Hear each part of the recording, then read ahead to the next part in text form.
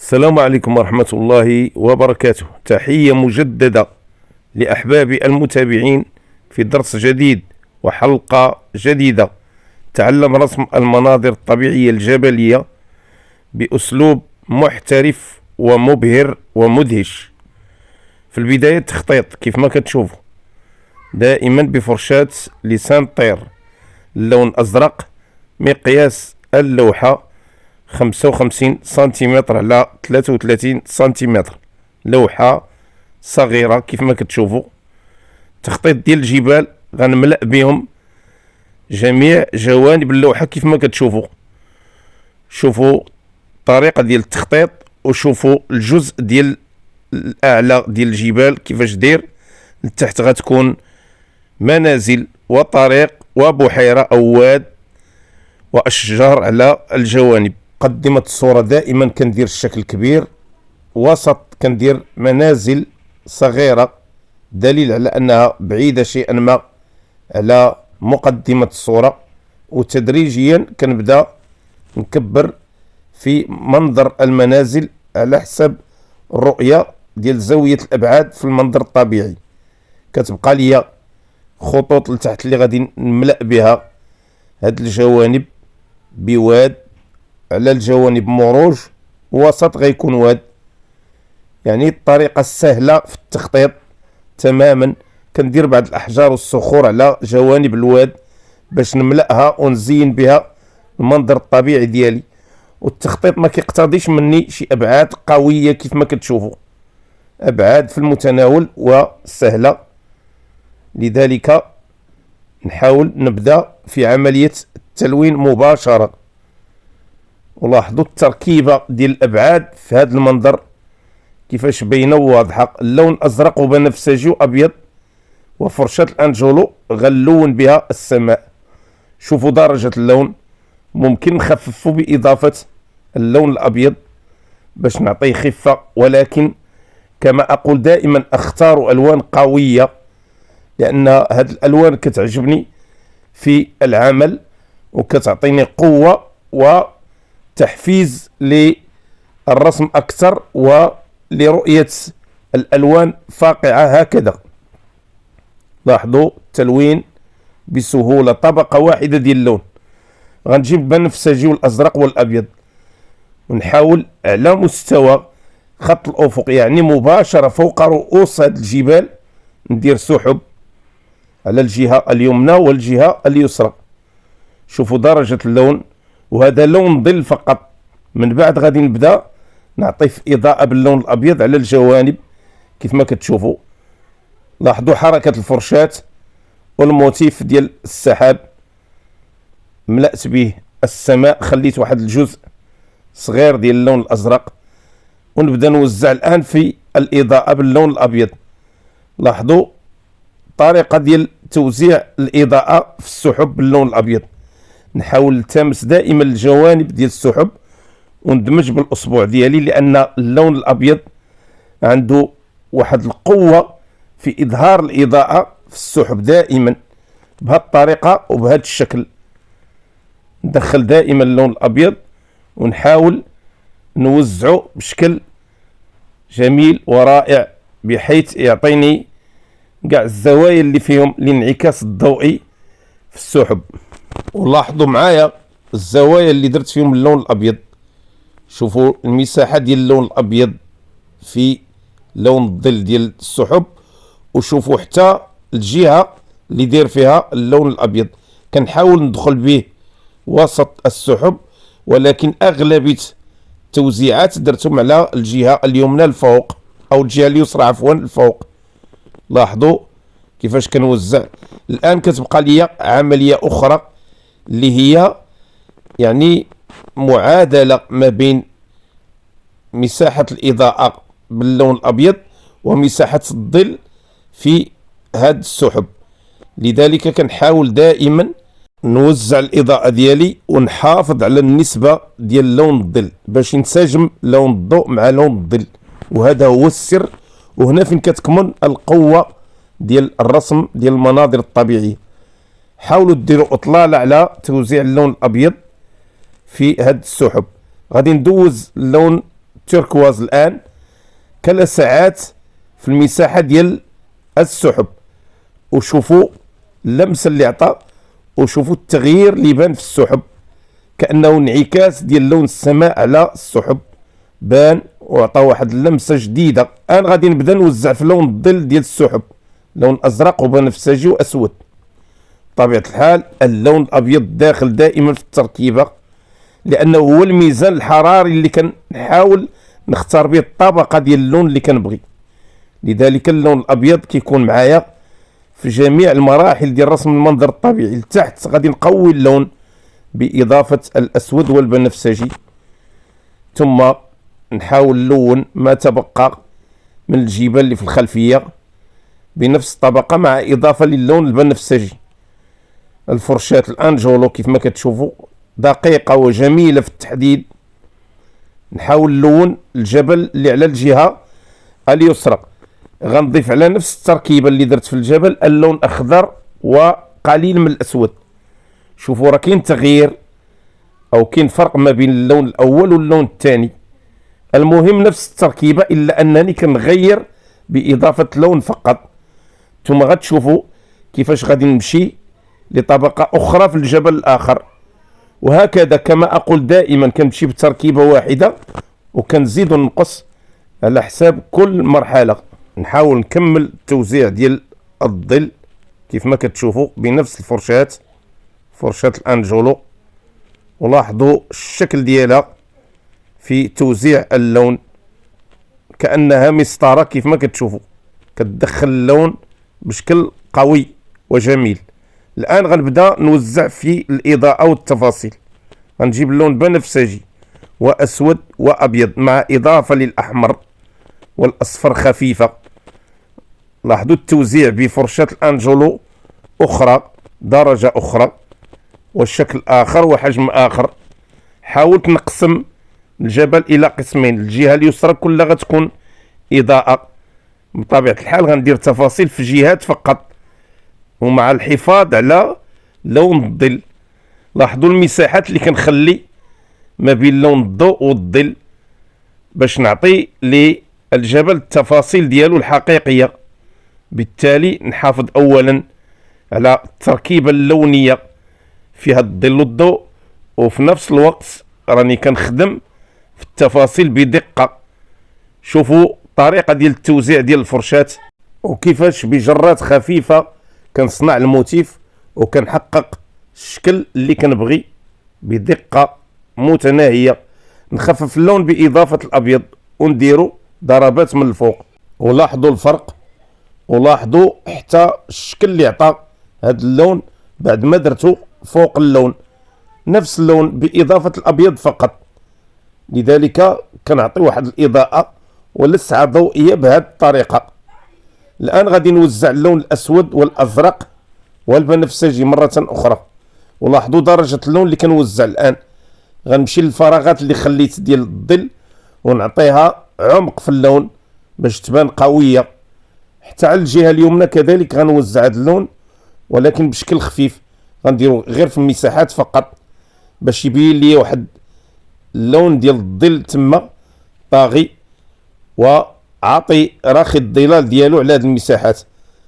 غنجيب اللون البنفسجي والازرق والابيض ونبدا نوزع فيه على الجهه اليمنى باش ندير ثلوج وانعكاس ضوئي في نفس الوقت بنفس الفرشاة، اي فرشاة الانجولو اللي بديت بها في الاخير. شوفوا المساحه اللي كنوزع ولاحظوا هذا اللون كيفاش غادي يأثر ليا الجبل وغادي يحدد لي المعالم ديالو. هو اضاءة في نفس الوقت وانعكاس ضوئي في نفس الوقت كيف ما كتشوفوا. نحاول غنوزع نفس الطبقة بإضافة الأزرق على الجهة اليسرى في الجوانب اللي فيها لون الظل.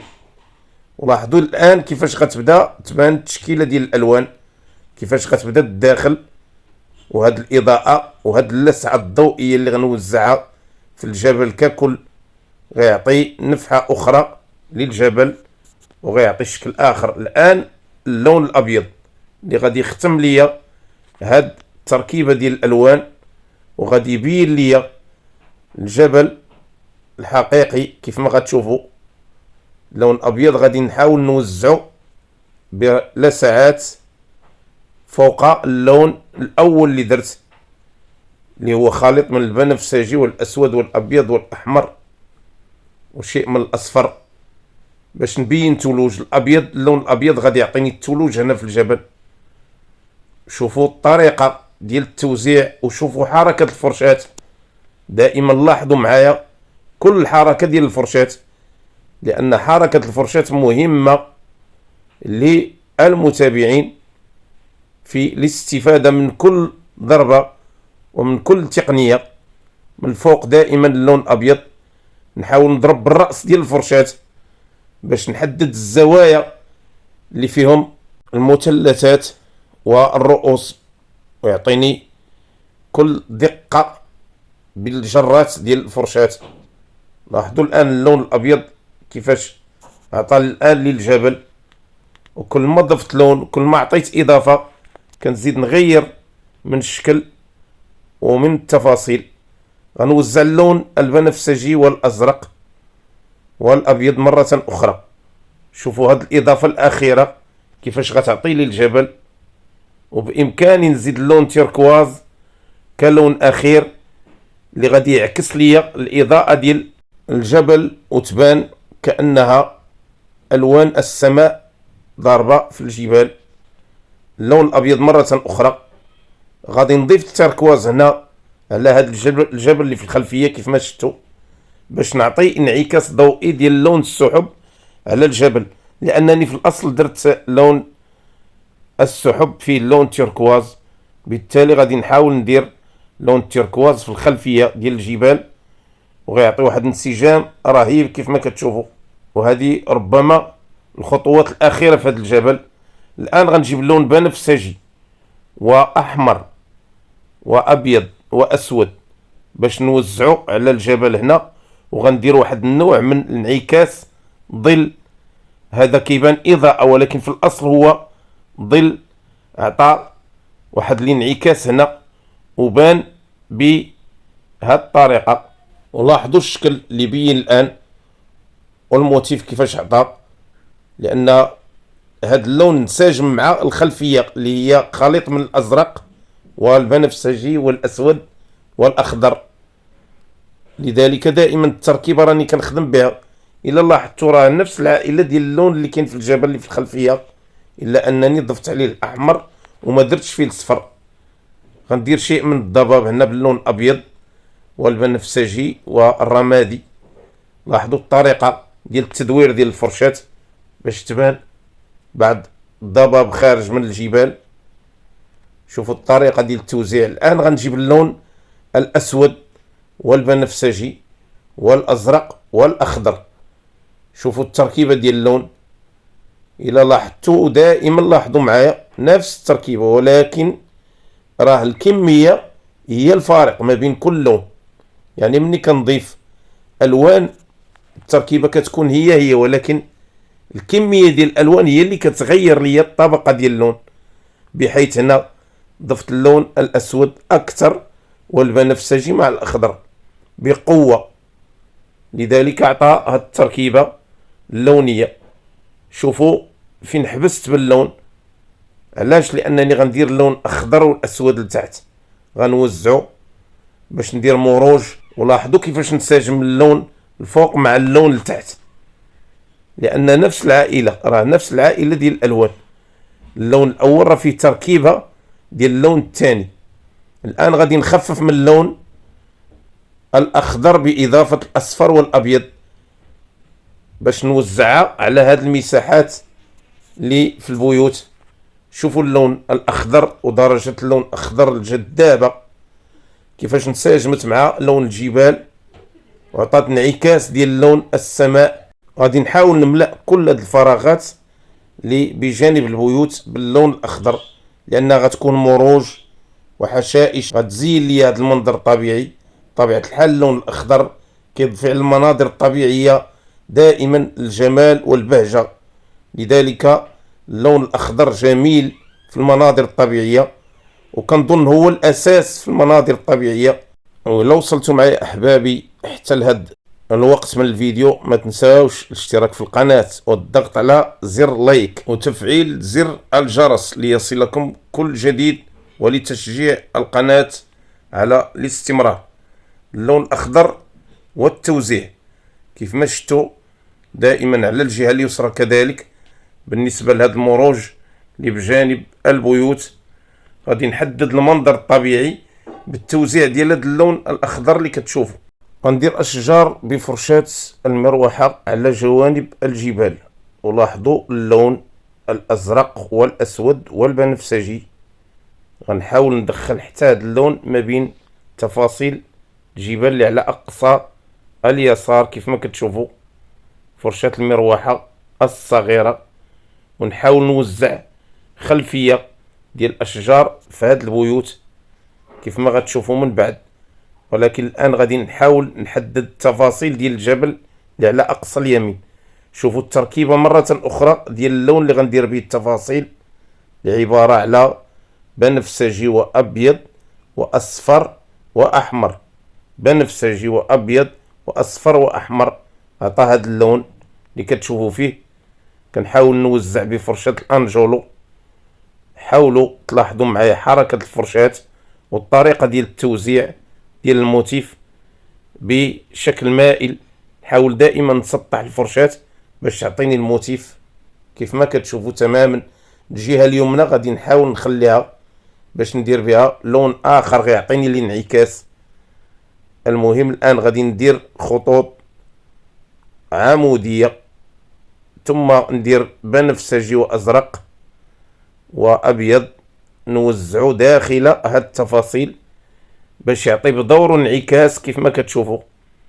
ونوزع اللون الاخضر في شكل حشائش واشجار على سفح هذا الجبل. شوفوا الشكل الجميل اللي عطى هذا المنظر بعد ما درت الوان الظل ووزعت الخلفيات ديال الالوان. كندير الان توزيع ديال الاشجار والمروج كيف ما كتشوفوا بفرشاة الانجولو اخرى. شوفوا الفراغات اللي خليت ما بين الاشجار باش دائما نحافظ على القيمة ديال لون الظل في هاد الضربات. وله قيمة لون الظل ضروري، خصني نخلي واحد المساحة. الان غادي ندير اللون الاخضر نفس الطبقة ديال اللون، نزيد عليها الاصفر والابيض باش نوزع اضاءة لتحت بفرشاة الانجولو اخرى. شوفوا اللون كيفاش غيعطي مع هاد الضربات الافقية الرائعة اللي غتحدد لي الاضاءة ديال المروج. نحاول حتى الجهة اليمنى كذلك نغنيها باللون الاصفر بدون ابيض كيف ما شفتوا. لتحت كذلك نحاول نوزع هاد اللون باش نحيد داك اللون اللي بين غامق لتحت ويبان كفراش، تبقى تبان الخلفية ديالو. وهنا هاد المسألة حاولت نتعمد، كان بإمكاني ندير نفس اللون ونديرو بوحدو، ولكن ضروري نعطي خلفية وفراش هو اللي غنبني عليه ألوان الضوء كيف ما كتشوفوا. ولاحظوا الانسجام اللي كيبان ما بين لون الضوء والظل في هاد الضربات، يعني شكل رائع وضربات احترافية بمعنى الكلمة. الآن غادي نحاول ندير شجر الصنوبر على أقصى اليسار وأقصى اليمين، غيكون في مقدمة الصورة وغيزين لي حتى المنظر الطبيعي ديالي. كتشوفوا دوك البيوت اللي باقي ما ملأتهمش وما لونتهمش كيفاش غيجملوا لي المنظر وغيعطيو للمنظر شكل آخر. الآن غادي نبدا نوزع في الخلفية ديال الأشجار ديال الصنوبر اللي سبق ليا وقلت لكم في الأول.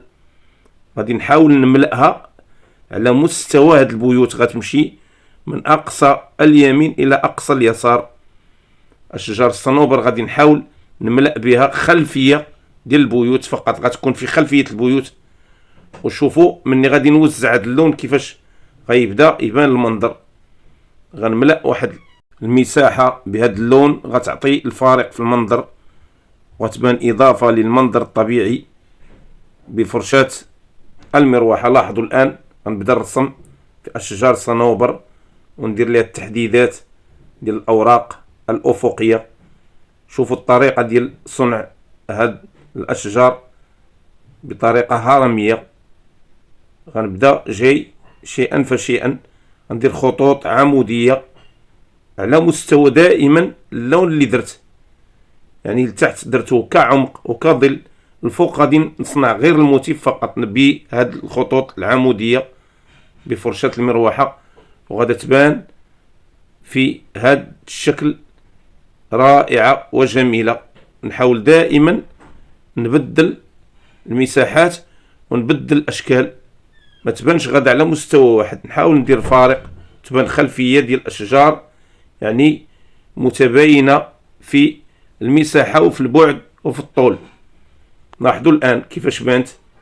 غنزيد نعمق اللون، غنضيف الاسود على الاخضر باش نعطي عمق ويبان العمق ديال المنظر، تبان الاشجار كخلفية، بالتالي يبان عمق. وغادي نملأ هاد الاشجار اللي على الجهة اليمنى كذلك بفرشاة المروحة. نكمل ما تبقى. شوفوا اللون، شوفوا العمق واللون كيفاش عطى للاشجار، بانت حقيقية وملأت لي الفراغات وبينت حتى القوة ديال المنظر الطبيعي. المهم غادي نبدا في توزيع الاضاءة الان باللون الاخضر، تقريبا نفس الدرجة ديال الالوان اللي درت في الاول، لون اخضر فيه اصفر واخضر وازرق وابيض، عطاها الدرجة. نبدا نوزعو بنفس الطريقة اللي درت في الاول، يعني خطوط عمودية باستثناء بعض الاوراق اللي غادي نصنعها افقيا على الجوانب، لان الاشجار كتكون كبيرة وباينة في الحجم، ولكن الاشجار اللي كتكون عميقة كنحاول ندير خطوط فقط عمودية. لاحظوا الان الاشجار القريبة كنحاول ندير لها الاوراق على الجوانب بشكل افقي، لاحظوا، ولكن الاشجار اللي كتكون بعيدة نحاول نملأها بخطوط عمودية فقط متداخلة ومتوازية احيانا. شوفوا التوزيع الان، شوفوا الطريقة ديال توزيع اللون الاخضر، ودرت تقريبا جوج طبقات ديال اللون، درت الدرجة الاولى وضفت عليها اللون ابيض واصفر ووزعتها باش تعطيني اضاءة خفيفة فقط. الان كتشوفوا الفراغات اللي بقات ليا في المساحات ديال البيوت والبحيرة والواد والصخور. غادي نحاول نفيني ونجز ما تبقى ونمشي للتكملة ديال المنظر باش نجز العمل ديالي في الاخير. لاحظوا التوزيع دائما ديال فرشاة المروحة واللون الاخضر في المساحات المظلمة للاشجار. الان درت مروج اخرى باش نبين ديك اللي كانت وتبان في خلفية هاد الاشجار. الان غنجيب اللون الاسود والبنفسجي والاحمر ونوزعو كلون ظل على البيوت بفرشاة الانجولو. حاول نملأ الفراغات او نملأ اللون اللي باقي ابيض ما بينش باش ندير لون عمق نهيئو لون فراش، ومن بعد نبدا نوزع في التفاصيل. لاحظوا فرشاة الانجولو كيفاش كتحدد ليا الدقة ديال المساحات، الدقة ديال الحدود ديال الشكل اللي مأطر ومخطط، ما نفوتش الخط اللي في حدود البيت باش نلون بدقة ويبان ليا اللون ديال العمق ديالي ولون الظل واضح. لاحظوا كيفاش كنوزع اللون نديرو درجة واحدة باش يعطيني عمق واحد في البيوت، تبان لون واحد كيف ما كتشوفوا. ولاحظوا الحجم ديال الفرشاة، بامكاني ندير حجم اكبر، ولكن دائما هاد الفرش الصغيرة كتعطيني واحد يعني سلاسة في العمل ودقة في التحديد ديال اللون. الان غنوزع اللون ابيض خفيف اللي دمجته بنفس اللون اللي هو خليط من البنفسجي كيف ما قلت والاسود والابيض.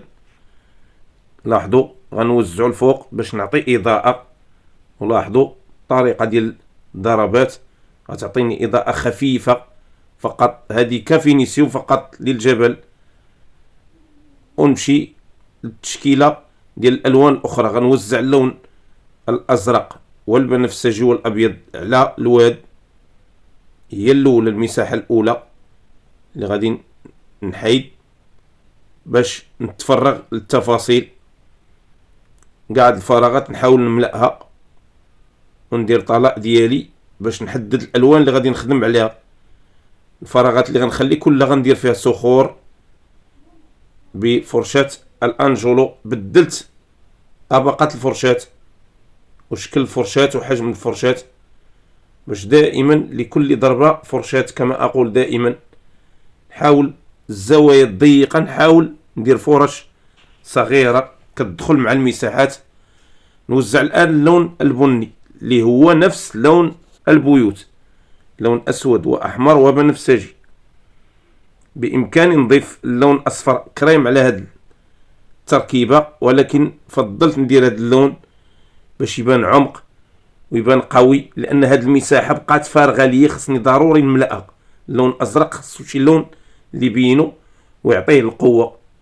صخور واحجار غتكون بجانب الواد. دائما العمل راه ساهل كيف ما كتشوفوا. كنحاول نبني بناء ديال لون الظل ثم نوزع الوان الضوء وبعض التفاصيل. هذه هي العملية ككل، كتبقى غير طريقة ديال العمل واسلوب العمل فقط. الان غادي نوزع الوان الاضاءة على البيوت، لون بنفسجي واصفر واحمر وابيض مع اللون الاسود. غنبدا ندير في خطوط ونرسم في القرميد ديالي بالتركيبه ديال اللون. لاحظوا كيفاش كنجر جرات، ندير مربعات ونحاول نراكب ما بين خطوط باش ندير شكل ديال القرميد. شوفوا ضربات الفرشاة والطريقه باش كنجبد بالفرشاة اللون، وكنحاول ندير دائما خطوط متراكبه، يعني تركيبه ديال الالوان فوق بعضها. هذه الدرجه الاولى غنبدا بها باش ندير مربعات ومستطيلات متوازيه. لاحظوا كيفاش كنجرب الفرشاة. اللون هنا درت فيه الاحمر والبنفسجي والاصفر والابيض تركيبه، ثم غندرج اللون نحو الاصفر، برتقالي نحو الاصفر، ونمشي على نفس هاد البيوت في القرميد بنفس الطريقه. نحدد بعدا المساحه ديال المستطيل ديال القرميد، ثم نضرب بضربات ونوزع اللون الدرجه الاولى. نعاود نخفف نفس الطبقه باضافه الابيض. بعد ما نبدا ندير في التفاصيل هاد القرميد، لاحظوا غندير اضاءه، غنضيف اللون الابيض وشيء من الاصفر ونديروه فوق باش نبدا ندرج الوان الاضاءه في القرميد. ولاحظوا هاد العمليه ديال التوزيع ديال الاضاءه كيفاش غيبين ليا الشكل، غادي يعطي رونق اخر لهاد البيوت بنفس الطريقه، بهاد الطريقه ديال التدرج اللوني. نفس اللون كنعطيه الابيض والاصفر، ومن بعد نبقى نضيف الابيض فقط باش يعطي الاضاءه دائما، والتدرج اللوني الجميل اللي غيعطي واحد الاضاءه هنا وغيبين الشكل ديال البيوت رائع في المنظر. وشوفوا حتى التركيبه ديال الابعاد كيفاش بانت. ونرجع ونقول بان الابعاد كتلعب دور في جمال ودقه المنظر الطبيعي. ضروري نبنيو المنظر الطبيعي ديالنا والمناظر الطبيعيه ديالنا بابعاد دقيقه ومعقوله باش نحصلوا على مثل هذه المناظر. نبدا نحدد الان في شي خطوط نبين فيها التفاصيل ديال البيوت، لون بنفسجي واحمر واسود وابيض درت بها التركيبه. لاحظوا كيفاش كندير مستطيلات، مربعات، خطوط متداخله متقاطعه طول وعرض باش نبني هذا الموتيف في البيوت. لاحظوا دائما نحاول ندير خطوط طول وخطوط عرض باش ندير يعني ابواب، نوافذ، بعض الاخشاب.